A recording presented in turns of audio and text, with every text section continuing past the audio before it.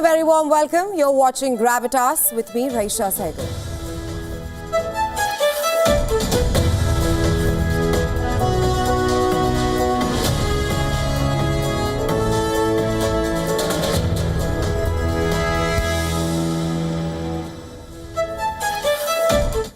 On the show tonight, we will tell you how Ukraine has carried out its biggest ever drone attack on Russia's Engels strategic bomber base. And this comes at a time when the Trump administration is trying to hammer out details of a partial ceasefire between Ukraine and Russia.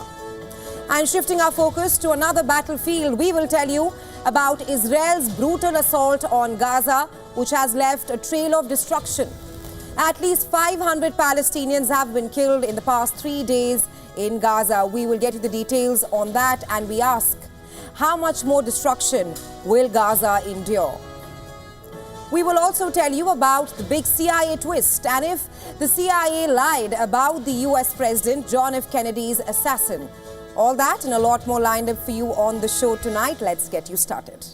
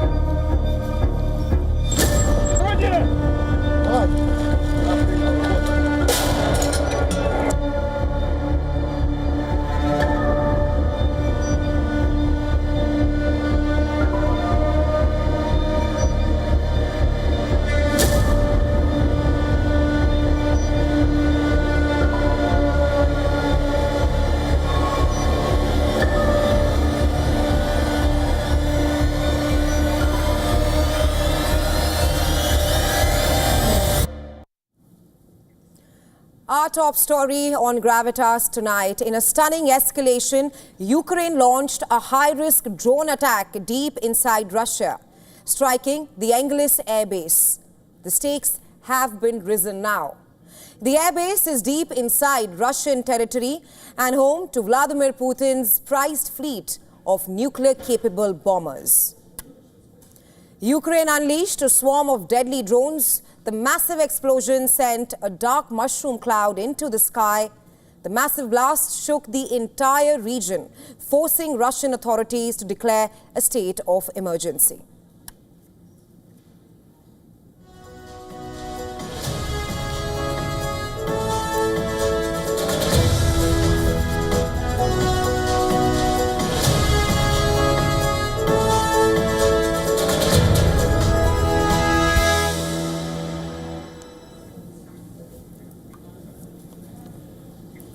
Plumes of thick black smoke flowed over the inferno at the airfield, stretching for several kilometers. Watch another CCTV footage that shows the building's roof blown off due to the impact of a powerful blast. Well, located nearly 700 kilometers from the front lines, Engels Air Base is one of Russia's most strategically important military hubs. And the attack by Ukraine marks one of the boldest moves by Kiev, proving its ability to breach Russia's heavily fortified interior. The Engels Air Base houses two 160 and two 95 bombers that are essential for Russia's long-range nuclear deterrence and missile strikes on Ukraine. Well, besides being a major base for Russia, Engels too, along with holding nuclear-capable bombers, is also believed to store deadly Kh-101 and Kh-55 types missiles, among other weapons. The airbase is used by Russian fighter jets to launch devastating strikes on Ukraine. But apart from all of this, the crown jewel of the airbase is the Tu-160. It is also known as the Blackjack or White Swan. This is a supersonic variable sweep wing bomber manufactured by the Soviet Union in the 1980s. It is one of the largest and heaviest combat aircraft ever built. The attack comes after Russia unleashed one of the most devastating strikes on Ukraine. The images on your screens are from the central Ukrainian city of Gravitas. Ukraine says its air defenses intercepted 75 of the 171 drones, while electronic warfare measures caused 63 drones to deviate from their path.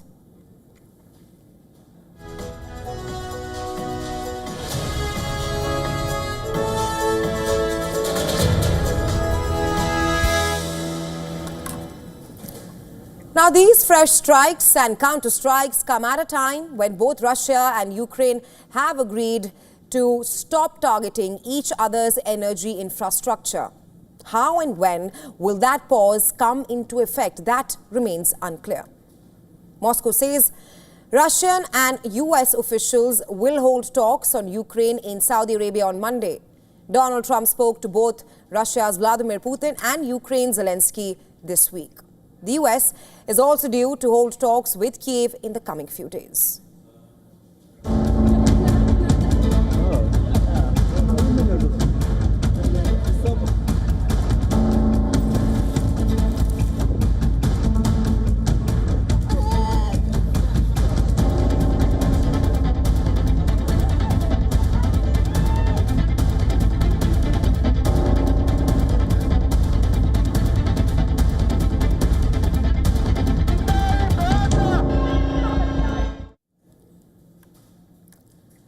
Well, from one war front to another, our next story brings you the latest from the deadly Israeli military offensive on Gaza, in which the IDF has unleashed relentless airstrikes and expanded ground operations, leaving a trail of devastation in their wake. The fragile calm that had settled under a temporary truce has now been shattered, replaced by the deafening sounds of bombings and the cries of the wounded. According to Gaza's health ministry, at least 500 Palestinians have been killed in the past 3 days, just 3 days in Gaza. Rescue workers in Khan Yunis reported that a pre-dawn strike claimed the lives of at least 10 people, including families who had sought refuge in what they believed to be a safe area. At approximately 2:30 a.m., the brutal Israeli strike on this house took place. Some 7 people were sleeping in it, safe and sound, according to what the Israeli army had classified as a safe area. This area was a displacement area some time ago. Of course, they were all martyred, as you know. We took them out in pieces. On the ground, Israeli troops have pushed deeper into central and southern Gaza with an aim of establishing what it claims a security buffer. Earlier today, the IDF reportedly regained control of the 4-kilometer-wide Netzarim corridor. It's a key corridor that, in effect, separates northern Gaza from the south. Israel's operations, meanwhile, have forced thousands of Palestinians to flee for their lives. Roads leading out of northern Gaza are now filled with desperate families, all trying to escape the relentless assault carried out by Israel. We are suffering from displacement. It hasn't been 2 months since we went back, living in a tent in Al Salam neighborhood. Now we are displaced again. But for many Palestinians, even escape has become impossible. Earlier today, Israeli forces blocked Gaza's main north to south road, effectively trapping thousands of Gazans in a war zone. In a post on X, Israeli army spokesperson Avichai Adrai said that for safety reasons, movement on Gaza's Salah al-Din road is now completely prohibited. Now, the 45-kilometer stretch is Gaza's most important road, spanning the entire length of the territory from north to south. So the message from IDF seems to be clear: there is no safe place in Gaza. In a video address, Israel's defense minister, Israel Katz, issued what he called, and I'm quoting here, final warning for the return of hostages and the removal of Hamas. The advice of the US president Donald Trump. Return the hostages and get rid of Hamas, and will open new opportunities, including leaving to other places in the world for whoever wants to. The alternative is complete destruction and devastation. Hamas, meanwhile, said that the Israeli army's ground operation constitutes a serious violation of the ceasefire agreement, adding that it rejects Israel's demand to revise the existing ceasefire terms. That's what Hamas has clearly said in the latest. Hamas has fired multiple rockets at Tel Aviv in the latest escalation of violence. Israeli military confirmed that 3 long-range rockets were launched from the southern Gaza Strip at central Israel. According to the IDF, one of the rockets was intercepted by air defenses, while the other 2 struck open areas. There are no immediate reports of injuries in the attack. The Al-Qassam brigades, the military wing of Hamas, claimed the responsibility for the attack, saying it bombed Tel Aviv with a barrage of M90 rockets in response to massacres against civilians.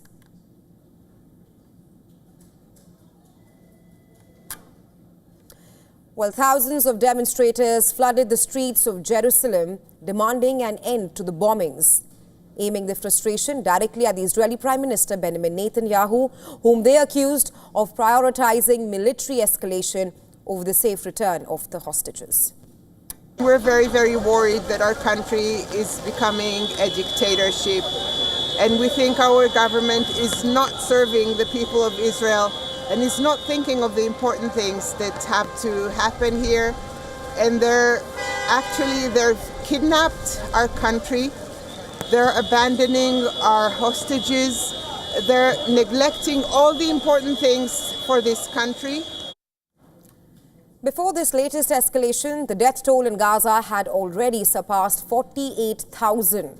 Now, with the renewed assault, that number is rising by the hour. The question we ask, how much more destruction will Gaza endure?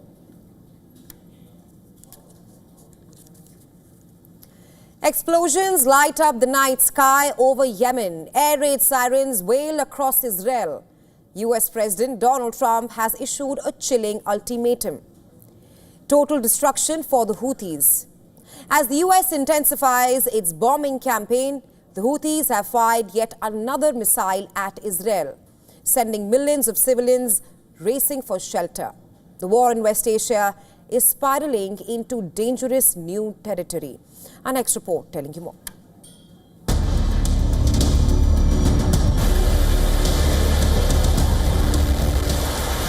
American warplanes are relentlessly pounding Houthi-controlled areas in Yemen. Fighter jets scream overhead, unleashing precision strikes, targeting training camps, weapons depots, and command centers. The US says the offensive is meant to cripple the Iran-backed group's ability to disrupt commercial shipping in the Red Sea. On the ground, Sana'a burns. Entire neighborhoods reduced to rubble. Rescue workers are digging through debris, searching for survivors. American, Zionist, British, the triad of evil. We will not submit, we will not tire, and we will not give up. We stand with our leader, Sayyid Abdul Malik Badruddin al-Houthi.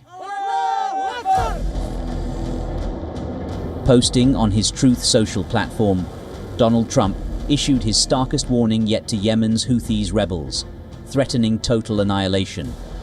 Claiming the US has inflicted tremendous damage, Trump vows that the Houthi rebels will be completely wiped out if their attacks continue.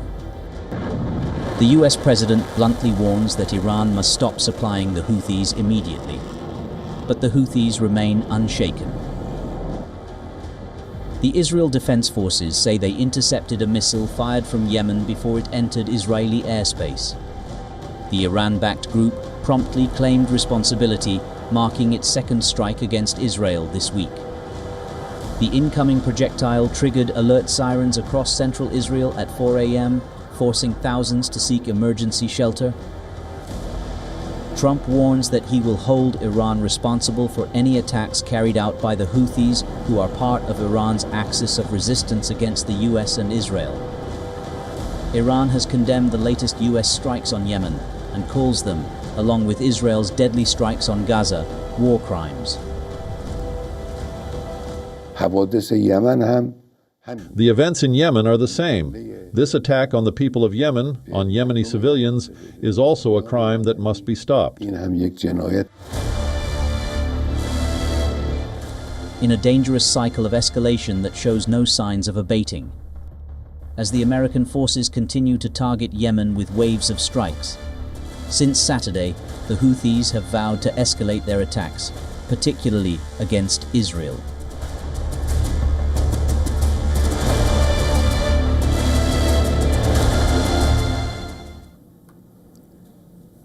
China is becoming more belligerent. Its military activities, especially on the high seas, are alarming its neighbors. And now, Philippines wants India to join the newly formed Quad alliance to deter the world's largest navy. And that's in the South China Sea. Our next report takes a closer look at the emerging rivalry in the Indian Ocean region.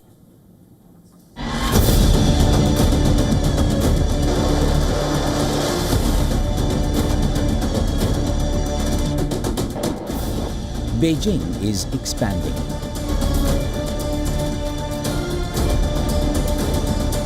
Warships are prowling, submarines are cruising. Military bases are multiplying. China is pushing its might into the Indian Ocean, challenging regional stability. This is not just maritime posturing, it's a calculated move to dominate one of the world's most strategic waterways. Chinese naval activity in the South China Sea and Indian Ocean is at an all-time high. Warships, spy vessels and submarines are routinely deployed under the guise of anti-piracy operations. But their true mission is clear: surveillance, influence and military control. The Philippines and its allies are now trying to expand the Quad grouping of nations to include India and South Korea to counter China in the Indo-Pacific region. The chief of the Philippines Armed Forces during a conclave in New Delhi urged India to join the grouping. The Chinese Navy has also permanently deployed 7 to 8 naval assets in the Indian Ocean region. China's expansion is not limited to naval patrols. It is building a network of military-friendly ports and bases encircling India. Hambantota in Sri Lanka, Gwadar in Pakistan and Djibouti in Africa are just the beginning. The pattern is unmistakable. China is creating permanent footholds in the region. Speaking in New Delhi on the final day of the Raisina dialogue, Indian Navy chief said Chinese dual-purpose civilian ships are closely monitored and that they are suspected of performing military roles. India is countering China's aggression with enhanced naval deployments, strategic alliances and military investments. The Indian Navy is ramping up patrols. It has deployed submarines, destroyers and a frigate. India commissioned its first home-built aircraft carrier INS Vikrant in 2022 to counter regional rival China's much more extensive and growing fleet. New naval bases in the Andaman and Nicobar Islands serve as a forward defense. The message is clear: India will not let China dominate the Indian Ocean without a fight. Bureau Report, WION World is One.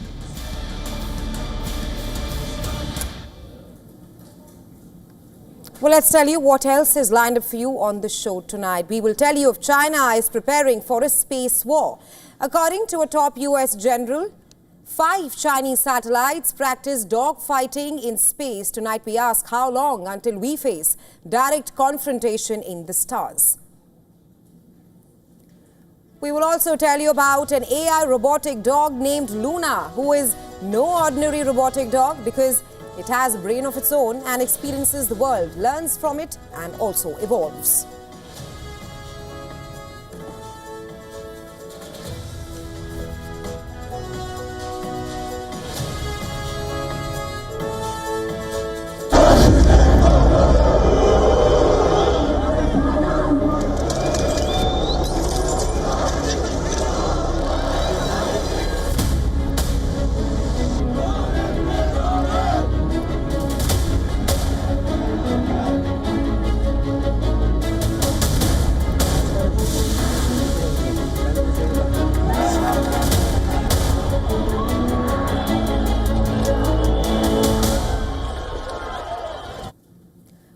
now shift our attention to Turkey, where the arrest of Istanbul's mayor has triggered a wave of demonstrations across its major cities such as Istanbul and capital Ankara.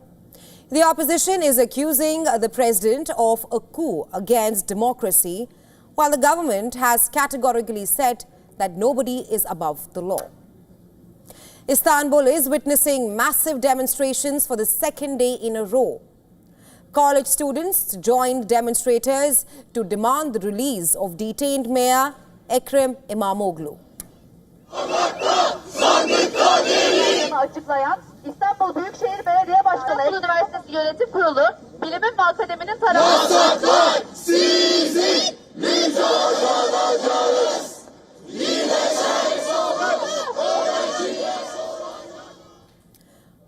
On Wednesday night, demonstrations turned violent after many clashed with police in Turkey's capital.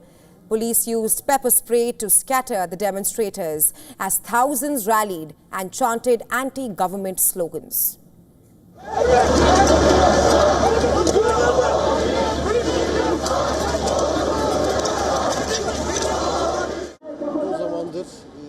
For a long time there was a threat.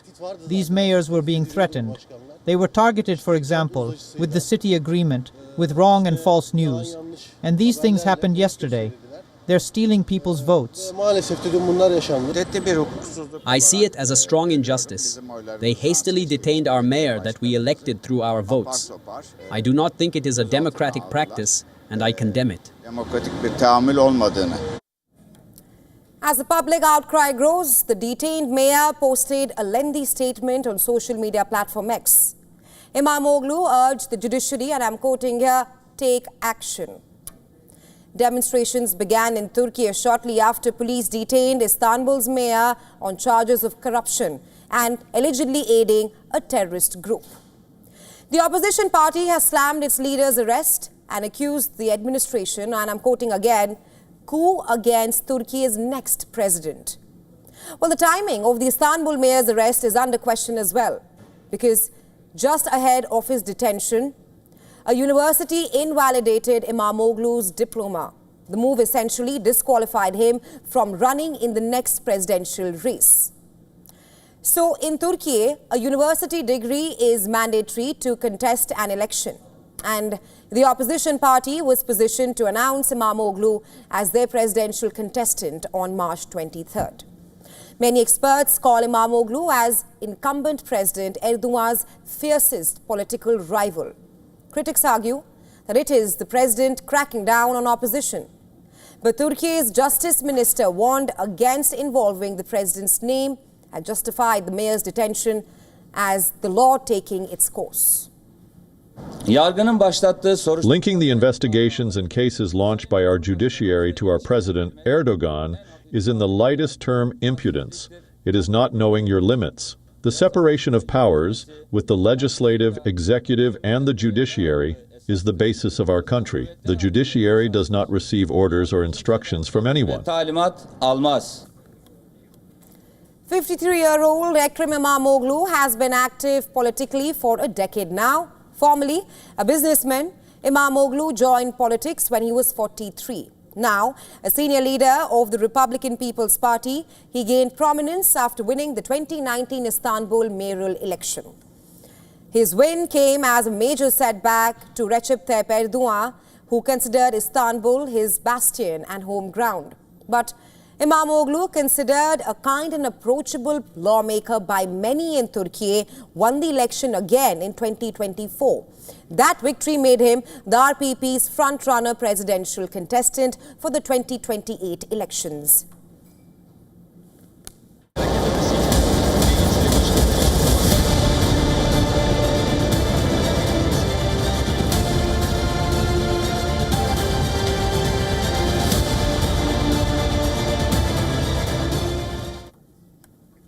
Is China preparing for a war in space? Do we have to prepare for an off-planet conflict next?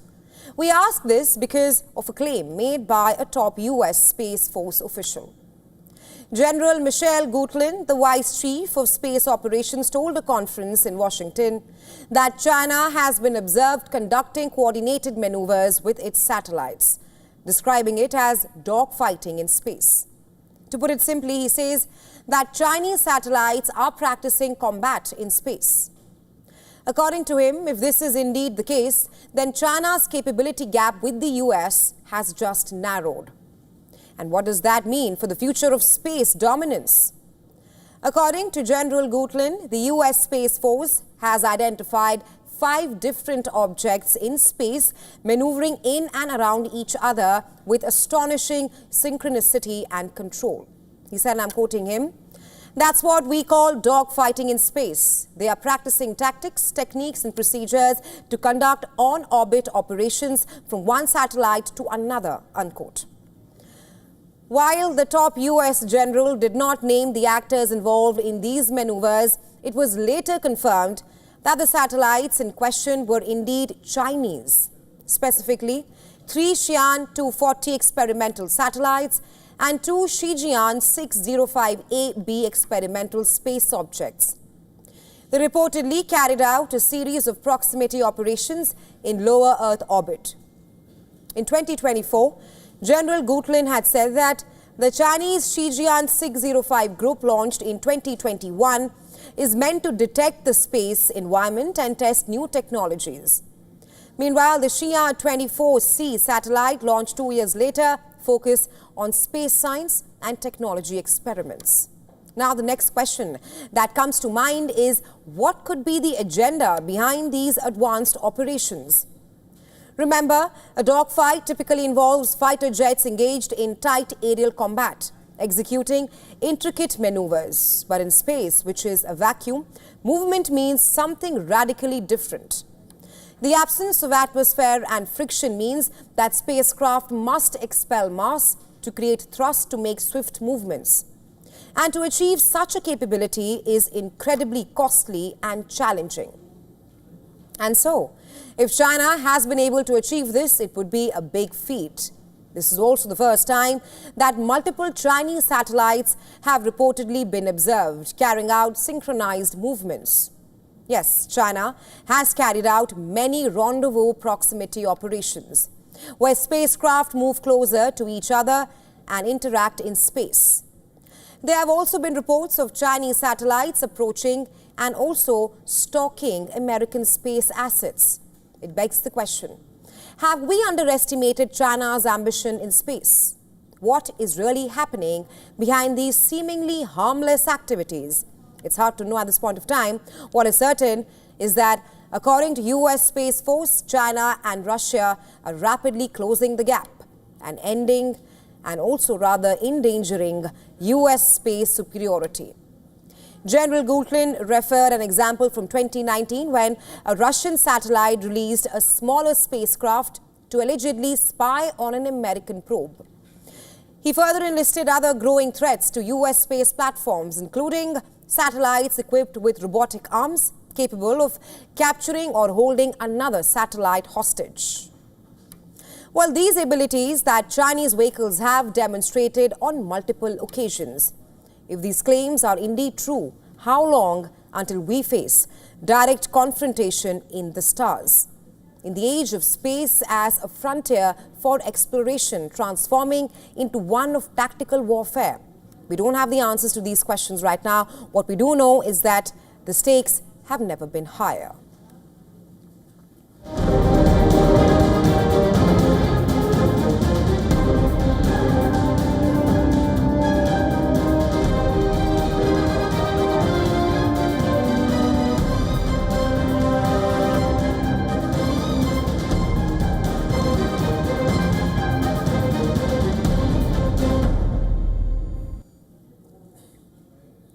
Did the CIA lie about the US President John F. Kennedy's assassin? We ask this question because the US government has just released over 1,000 files fully unredacted, shedding new light on the assassination that took place in 1963. These documents posted on the US National Archives website were declassified under an executive order by US President Donald Trump.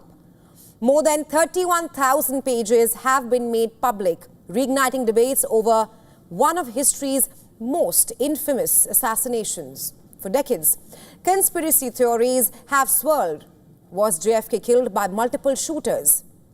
Did the mafia or the Soviet Union have any role in JFK's killing? Now, new evidence suggests that the CIA may have purposely misled the public about the man officially blamed for Kennedy's death. Well, we are talking about Lee Harvey Oswald. November 22nd, 1963, JFK traveled to Texas with First Lady Jacqueline Kennedy. Shots rang out from the Texas school book depot and the president was dead.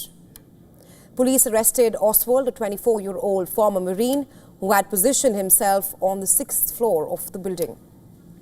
Just 2 days later, nightclub owner Jack Ruby gunned Oswald down during a jail transfer, silencing him forever. The Warren Commission, created to probe Kennedy's assassination, concluded that Oswald acted alone. But many, including Kennedy's own family, have long questioned that conclusion. In a 2023 interview, Robert F. Kennedy Jr. claimed, and I'm quoting here, there was overwhelming evidence that the CIA was involved in his uncle's murder. He went further, alleging that a former CIA director fired by Kennedy helped cover up the agency's role while serving on the Warren Commission. And now, newly released files add further to this mystery. A 1991 CIA memo reveals that a Soviet KGB officer had reviewed 5 thick volumes of files on Oswald. According to the officer, Oswald was never a KGB agent, and in fact he was a poor marksman when he practiced shooting in the Soviet Union.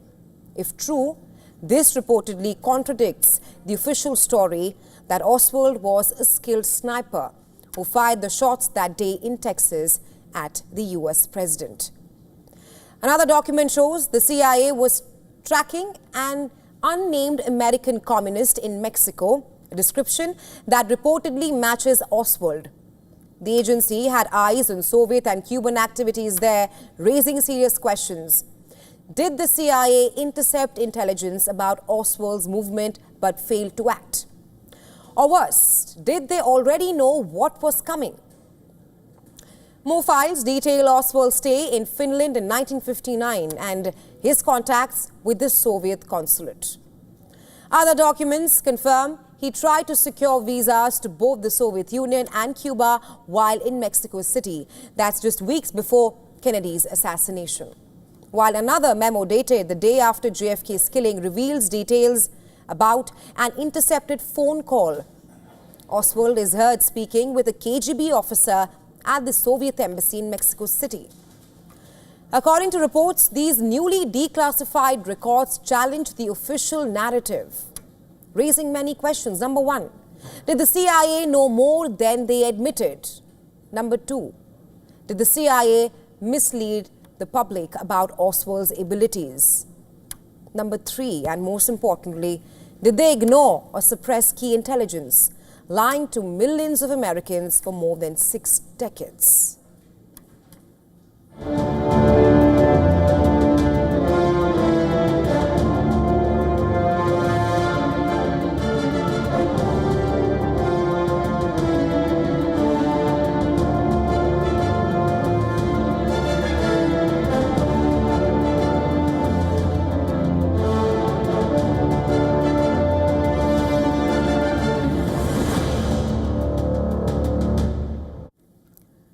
Our next story is about Europe. The European Union has issued an ultimatum of sorts to the US, UK and Turkey.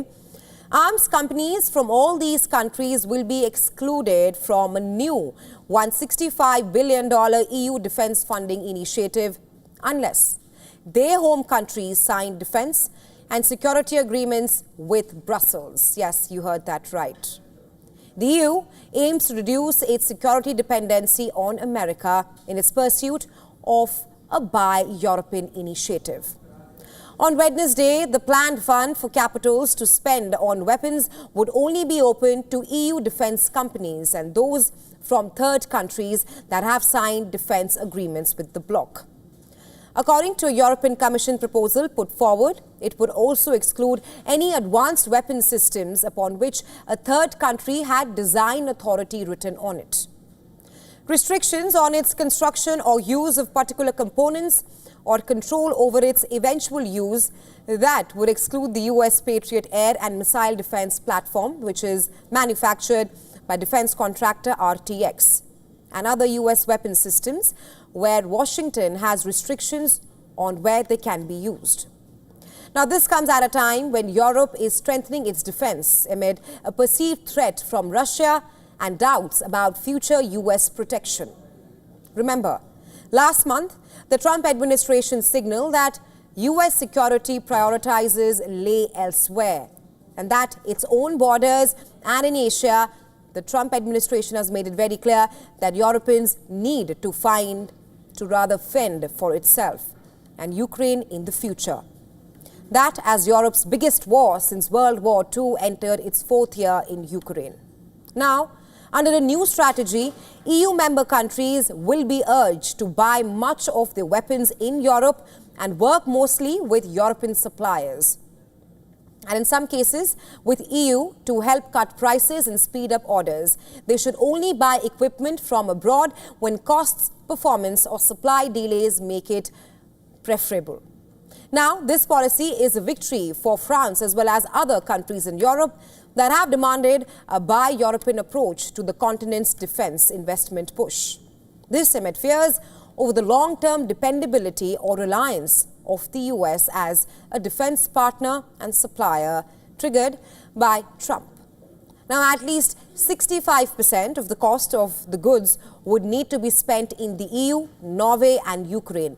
The remaining could be spent on goods from third countries that have signed a security pact. The EU's chief diplomat, Kaja Kallas, said, and I quote here, "We have this opportunity to really build up the European defense industry. In crisis, your military really needs to have free hands." Now, the UK has lobbied her to be included in this initiative, especially given its key role in a European coalition of the willing, which is aimed at strengthening Europe's defense capabilities. UK defense companies, including BAE Systems and Babcock International, are deeply integrated into the defense industry of EU, such as Italy and Sweden. If third countries such as the UK, US and Turkey want to participate in this initiative, they would now need to sign a defense and security partnership with the EU.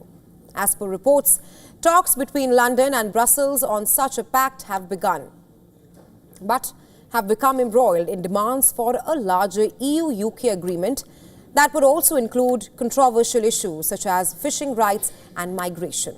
But as far as the exclusion of the UK and Turkey is concerned, it will create big headaches for big European defense companies that have close ties to the suppliers. In those markets, the move is also expected to cause major worry for UK's defense sector. One senior UK defense industry insider said it was a major concern. Clearly, it's not the joint and unified Europe, at least as far as Europe and Britain is concerned.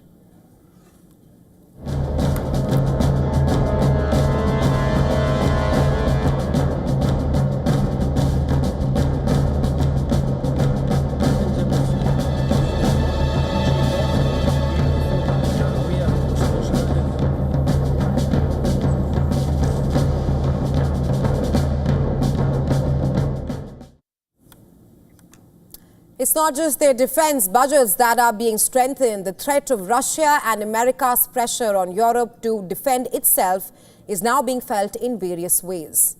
Poland and the Baltic states are fortifying NATO's eastern front against Russia.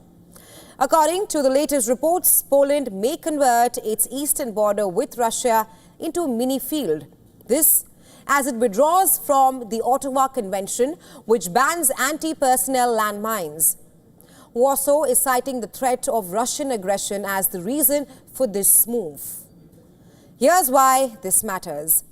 Poland's decision to withdraw from the treaty highlights growing concerns in Europe about Russian aggression. And so this is just one of the many recent steps taken by Warsaw to prepare for a possible conflict with Moscow. Well, Warsaw is gearing up for World War III by planning to distribute survival guides by the end of the year. It has also been constructing an East Shield, which has been described by Polish lawmakers as the largest operation to strengthen Poland's eastern border and NATO's eastern flank since 1945. In an interview with Polish news outlet on March 18th, when asked about Poland's decision to terminate the treaty, the deputy head of Poland's Ministry of National Defense said, and I quote, "We have no choice. So the situation on the border is serious." I'm referring to the Polish-Belarusian and Polish-Russian borders. This will be one of the elements of the East Shield. He said that Warsaw has concerns that neighboring Belarus will be used by Russia to unleash an attack on Poland. He said that while Poland currently does not have anti-personnel mines, they do have the capabilities to manufacture them. But Poland is not alone. Lithuania, Latvia and Estonia have announced that they would withdraw from the treaty banning landmines soon. Well, the treaty that bans landmines is the Ottawa Treaty. It is an international agreement that was signed in 1997 and has been ratified by more than 160 nations. In withdrawing from it, Poland and the Baltic countries can begin stockpiling and using landmines for the first time in nearly 30 years.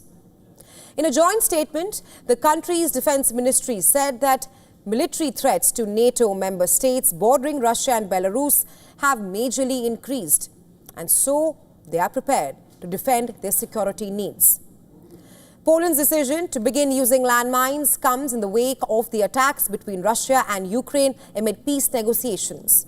Even though Russian President Vladimir Putin and Ukrainian President Volodymyr Zelensky have agreed to a ceasefire on attacks against energy infrastructure, Kiev and Moscow have accused each other of violating the temporary truce.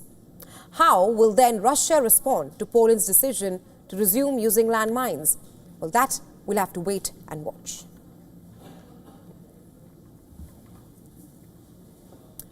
The Democratic Republic of Congo has reportedly put a deal on the table for US President Donald Trump.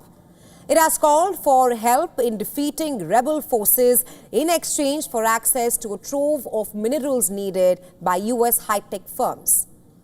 Well, according to reports by the Wall Street Journal, DRC President Felix Tshisekedi wrote a letter to Trump on the 8th of February offering mining opportunities for the US Sovereign Wealth Fund.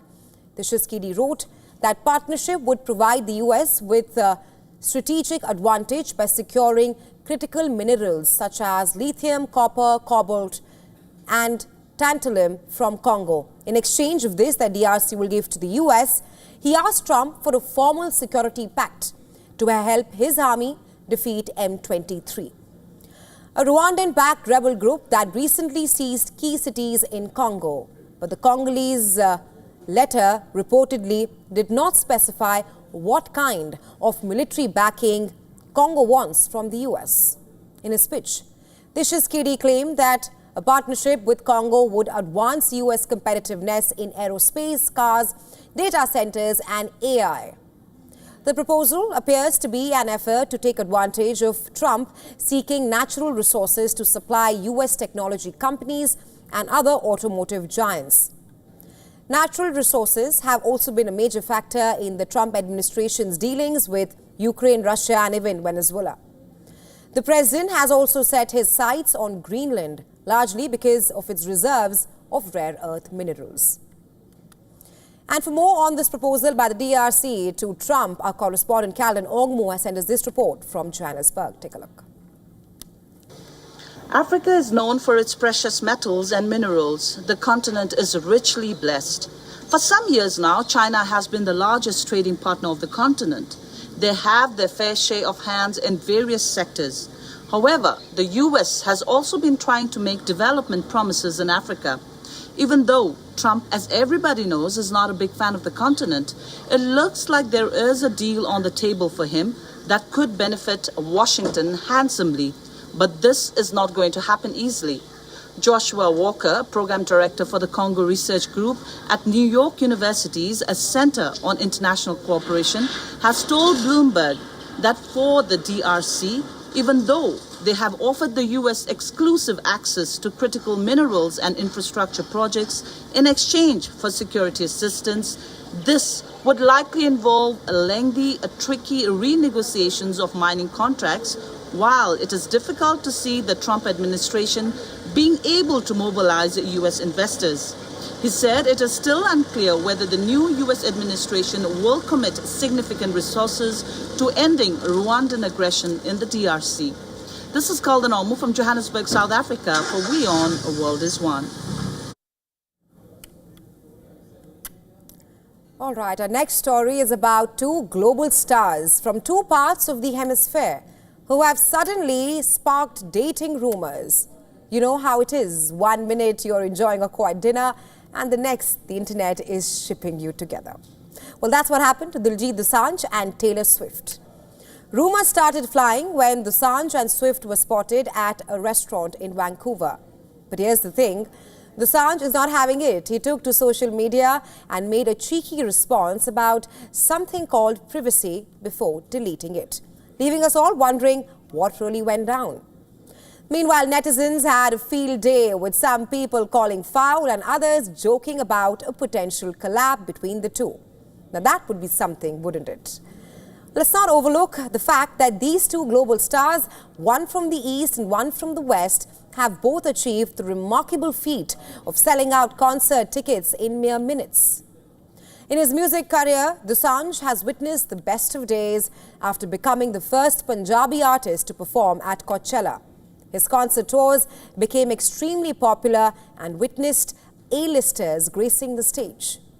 Meanwhile, Taylor Swift, who is dating Travis Kelce, shattered records and made history with her Eras tour. But the real question on everyone's mind is, what's the truth about her rumored dinner date with Dosanjh? Was it a real meetup or just a misunderstanding? Unfortunately, we may never get a straight answer, but one thing's certain, Dosanjh's playful response has only added fuel to the fire. As for Swift, she's staying true to form, tight-lipped, and refusing to fuel the gossip with any comment on her personal life.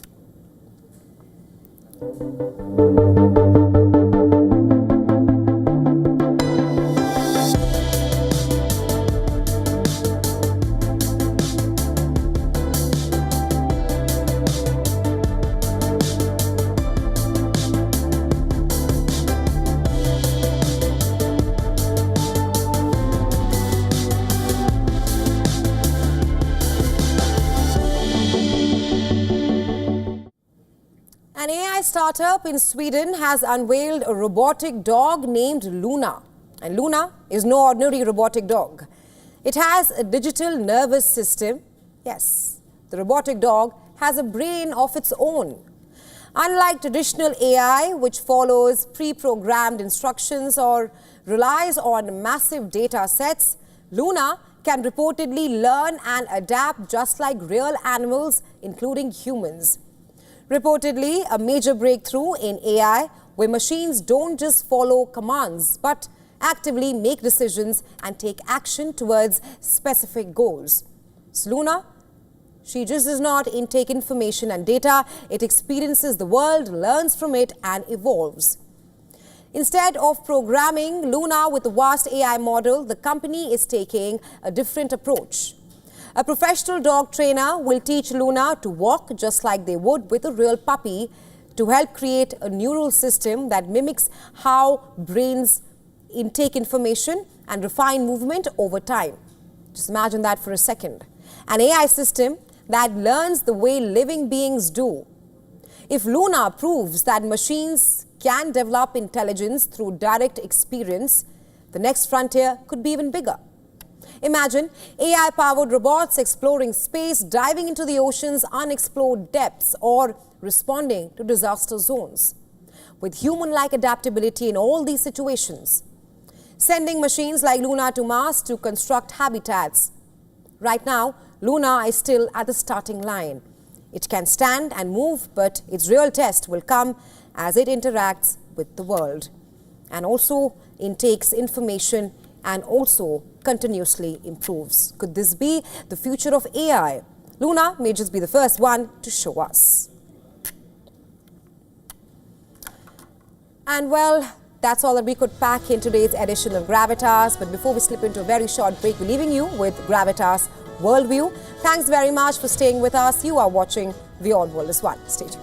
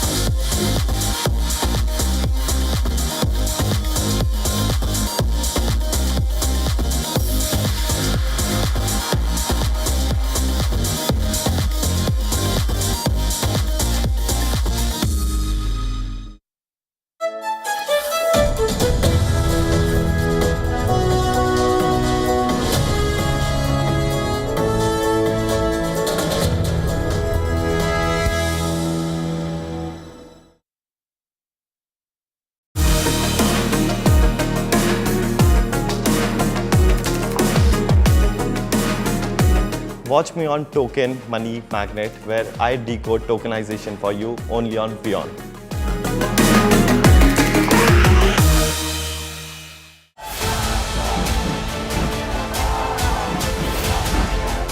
This week on the West Asia Post. And Netanyahu and the government, no matter what they're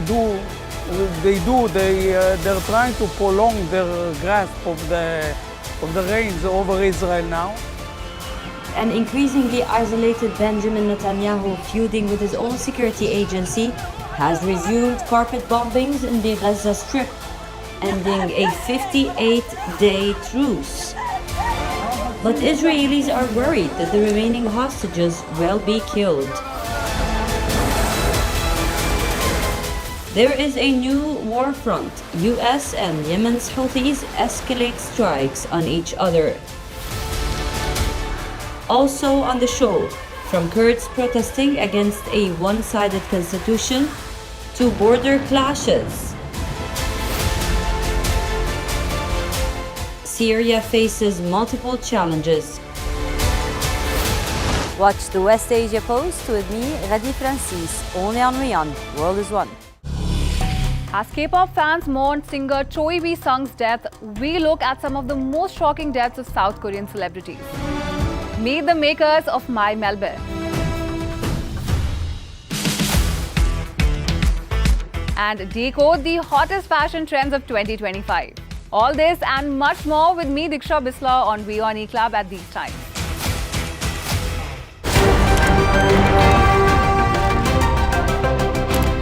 Ready to dive into your daily dose of news? Bringing you what's trending in the West and all that's setting trends in the East. And all of this served up with a side of insightful banter. We don't just bring you the latest stories.